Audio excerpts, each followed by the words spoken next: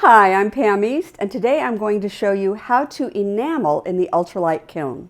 The UltraLite is a fraction the price of a full-size kiln, and you can do a lot of really fun enameling projects. Let's get to it. Let's set up the UltraLite for enameling.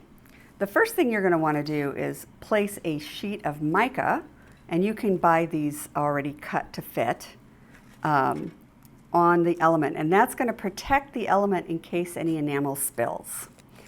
Then we're going to put the lid on, then we're going to set this heat-safe mat, make sure there's no dust on this, on a tile, and we're going to set the UltraLite on that. And that's going to keep your work surfaces safe from the heat. And then remember, we need this lid to be highly reflective, and that is so that we're getting the full heat inside the unit, and it's not reduced because it's not getting the reflection it needs. There's also, and you need to think about how you're positioning the lid. If I pull this lid back, I'll get more airflow inside of the unit, and I won't get as high a temperature. If I push this forward, I still want the back of the opening covered, but if I push it really far forward, I have a less of an opening here, I get less airflow, I get a higher heat inside the unit. And that's what I want for enameling. That's going to give me the best results. All right, so then we're just going to plug this in, heat it up for 45 minutes. You got to do that preheat for 45 minutes, and then we'll be ready to enamel. All right, these have been cleaned and we're ready to apply the enamels. I'm going to start by applying the clear enamel, which is going to help lay in the enamel and get it to lay down right. And I'm going to start with the darker color at the bottom. And now this should pick up really easy, that your brush should penetrate the bristles. If it doesn't pick up easy, if your brush won't penetrate, it's too dry and you need to add a little more water. And just use your pipette and the distilled water to wet it a little more. If when you're laying it down, it doesn't lay down neatly like this, it's too dry. So it should just lay right in without any problem.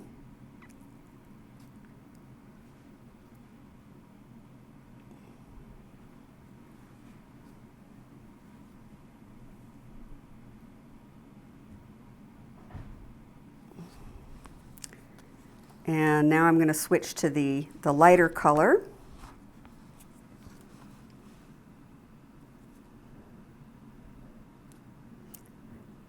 And I like to use more than one color. You could use just one color.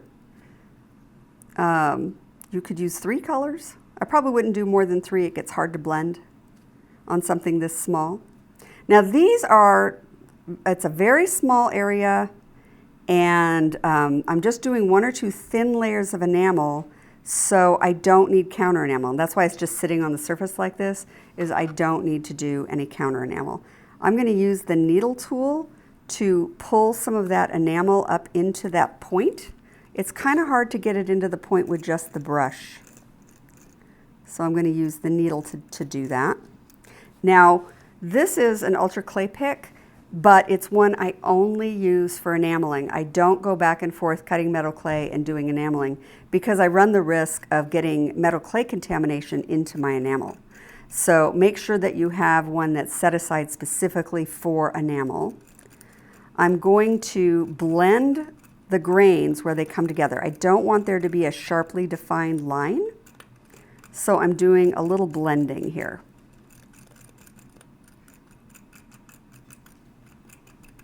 And the light one looks a little thin to me, so I'm going to add a little bit more. Yeah, that looks better. And again, I'm going to bring it up into that point.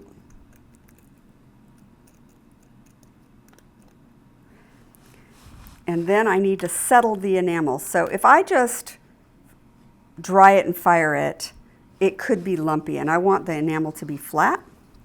So I'm going to pick this up, and I'm going to tap the edge with my clay pick. A brush won't work, it's too light. You need something that will jar the enamel. And it's settling the enamel in the space. It's going down into all the little crevices. And now I'm going to wick away the excess moisture. I'm just using a piece of paper towel. Toilet paper works really well. That's actually my favorite. It's very absorbent. And then I'm going to come back and I'm going to make sure that there are no grains of enamel out on the frame, because that's just going to make finishing work for me later if I have to grind that off. So make sure you clean up the frame and that there's no enamel on there. I'm just pushing it into the design. All right, so that's ready to fire. I'm going to go ahead and apply enamel on the second one, and then I'll fire both of them at the same time. All right, we're ready to fire these, and I found that the spatula is the easiest way to get these in there. And I'm going to be firing directly on the mica, so it is going to go fairly quickly. You don't need quite as much heat in here because you are almost directly on the element. So I'll just slide that one in. And then I'm going to slide this one in. And then I'm going to put that lid on. And this is only going to take a minute or two. So I'm going to be peeking periodically to see how it's doing. And I'll just take a little look. And they're already fusing. Right now, one of them, the first one I put in is already at the orange peel stage. I don't want to take that off too much because then I'll lose too much heat. I'm going to push this forward a little bit so that I get a slightly higher heat in there. All right, and these are done. They are fired. So now I'm going to use the tweezers to help get them back onto the spatula. I've found, I mean, sometimes you can pick them up with the tweezers, and you're welcome to try that, but have the spatula ready in case you drop it like that. So there they are. And the color is going to change as they cool. They don't come out exactly the color they're going to be. You don't know until they're completely cooled. Counter enamel on this piece, I have to put it on a trivet. And I've got a new trivet here specifically for the UltraLite. Because there are heat issues with this one, it doesn't heat the same as a traditional kiln, I needed a lighter weight metal and a lower profile to fit in there. This is only for the UltraLite. I don't recommend using it in a traditional kiln. Just use the regular trivets for that.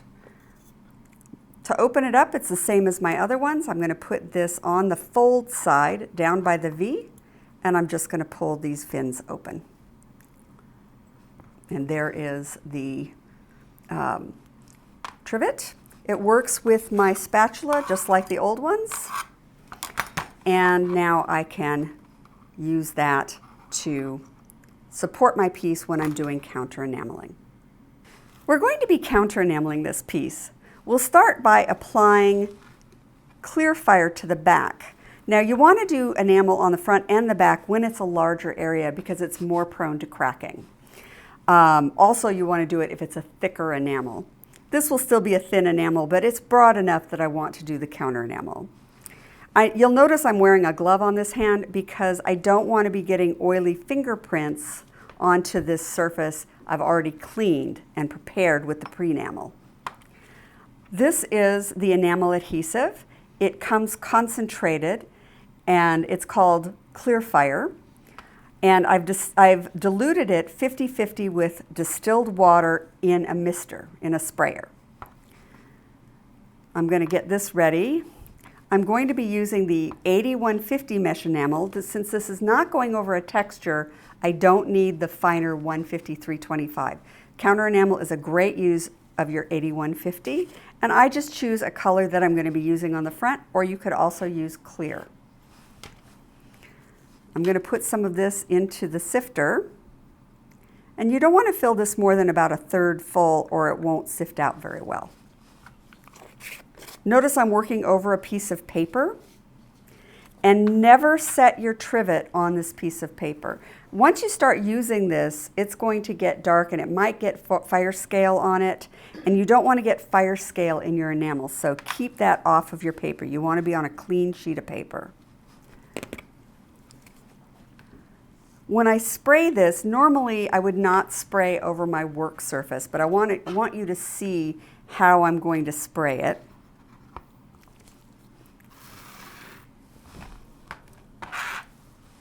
I'm going to hold it some distance away because if I'm too close, I'm going to get great big beads of this clear fire on there. So I want to be about 12 inches away, and I'm just doing a light mist, just like that.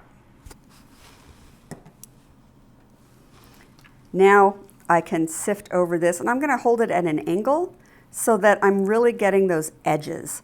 Do the edges first before worrying about the middle. It's very easy to get it mounded up in the middle and not have it at the edges, and that's why I start with the edges. And I just want a nice even coat. I'm running my fingernail over this handle, and that is vibrating the tool and making the material sift out. So there it is. And now I want to put it in the trivet. So I'm going to lay it on here, and that's ready to fire. So before I fire this, I want to clear, there's all this stray enamel that ended up on the back of the bale, and there's no enamel on the other side of the bale. So by cleaning that off, it's going to make the back look a little neater. Get it out of here too. You can see if there's any along the edges. This is just saving you some cleanup work later. All right, so now that's ready to fire.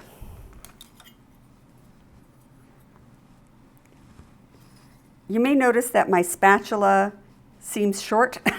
This does have a long handle that screws together. This is a foldable spatula. And when I'm working in a regular kiln, I need a long handle. But when I'm working in the UltraLite, I don't have to put that extension on. This is long enough. I'm just going to pick this up, and in we go.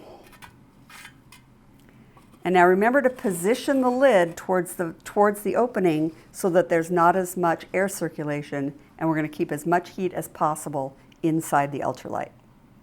And just like when we were firing directly on the mica, we're going to just keep an eye on it to know when it's done. It's going to take a little longer because it's up above the element instead of sitting directly on the element. Okay, this is done. It's a little bit at the orange peel stage, but that's okay because when I enamel the front, that will continue to fuse and it'll smooth out. Now I'm going to turn it over. Once it's cooled, I'm going to turn it over and enamel the front. So let's go ahead and apply the enamel to the front. And I'm going to start with the clear enamel, just like I did before, to make the enamel lay in well. And I'm going to start with the darker color, which is, in this case, water blue. And as I said, it should just be laying down very neatly. If it's not laying down neatly, it's a little too dry. And I actually think that this is a little too dry. So I'm going to go ahead and I'm going to add just a couple drops of water. And that's going to make it lay down better. There we go. Notice that I'm dipping my brush in the clear enamel from time to time. And that puts just enough of that into the material to release any bubbles. I'm going to kind of go around the outside edge and then do the lighter shade in the middle.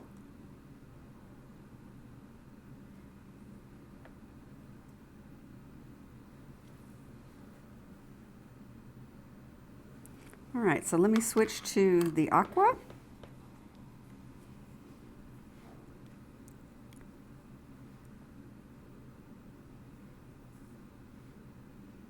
Now, earlier I was telling you never to work over the trivet, but that's only when you're sifting and you want to be able to collect the oversift and put it back in your enamels. As long as I'm wet packing, working on the trivet is just fine. This is wet packing. It was doing the counter enamel, was being done dry. All right, so then I want to do that blending technique where I'm going to come in and make sure that the grains of enamel are blended where they come together so that I don't get any sharp line between the two colors. I just want it to be a nice gradual shading. Now this is looking a little thin. I think I might want to go a little thicker on the enamel. I'd love to be able to get this in one coat. On something this big, sometimes I have to do 2 coats. So let me go ahead and add just a little more.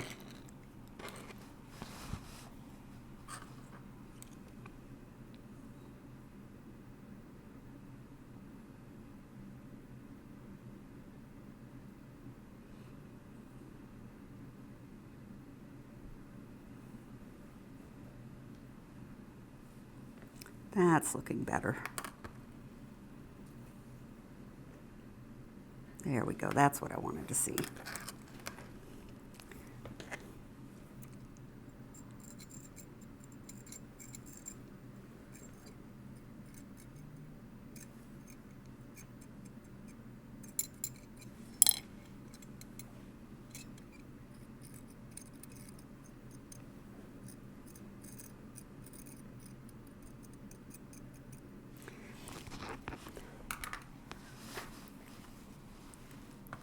And now I'm going to tap the edge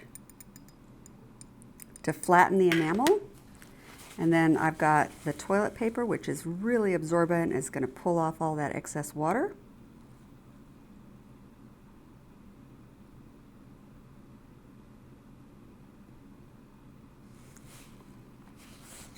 And then I want to go over it and try and get as much off the edges as I can, because the more enamel that is up on the frame, the more work I have to do on this after it's fired. I already got a little bit on the edges, but at this point it's pretty easy to get off because it's at the outside edges. It's much harder to get off when it's next to the enamel itself. So like this enamel I got out here, that's going to be easy to clean up. But where it comes up right to the frame, that's hard to get cleaned off without scratching your enamel. I am adding a little moisture as I do this to be able to get it to go where I want it to go, so I may have to tap and wick it again.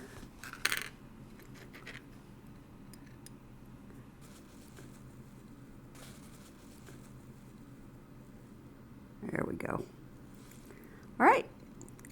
So I'm going to let that dry for just a minute. If there's too much water in the enamel, when you put it into the kiln, the water can boil and blow bubbles into your piece. So you want it to dry just a little bit, maybe 5 minutes. All right, we're ready to go in.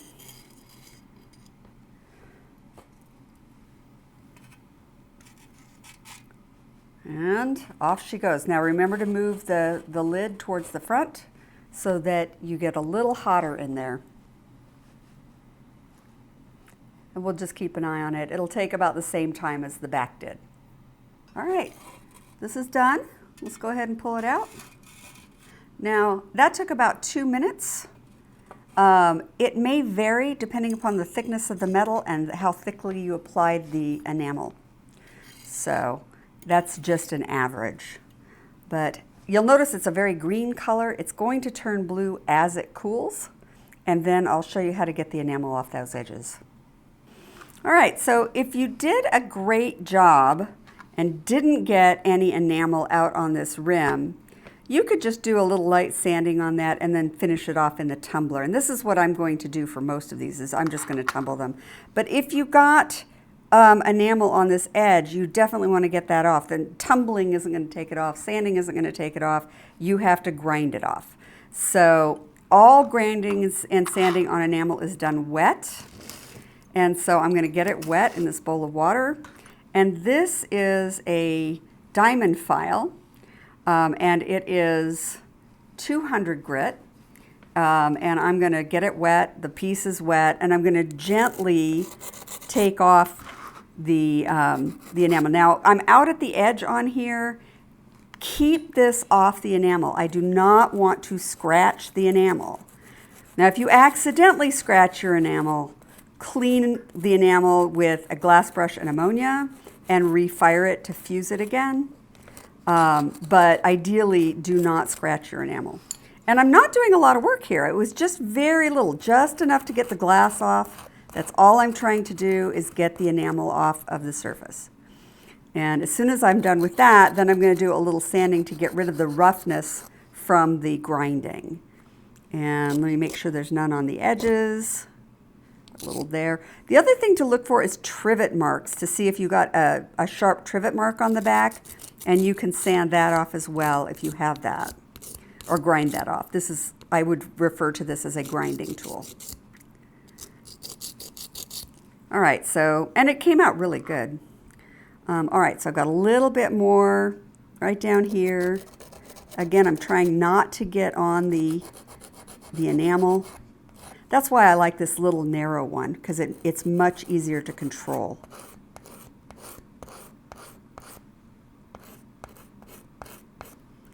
And do I have any more? I think I have a little over here.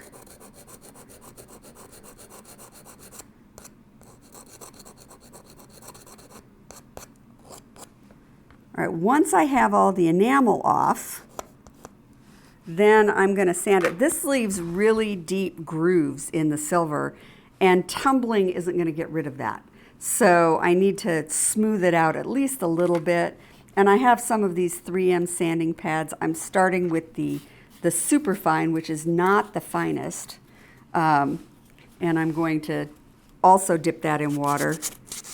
And you'll see pretty quickly that you're able to get the deep marks out. Okay, so the minute I started doing that, I saw a little more enamel. This is not going to get the enamel off.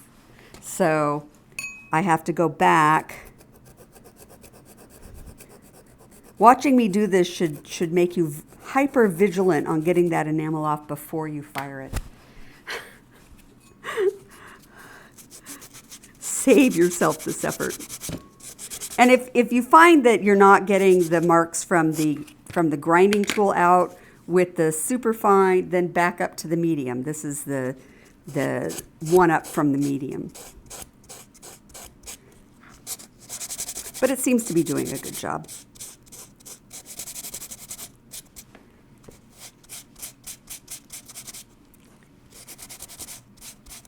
And then I'm going to try the microfine here.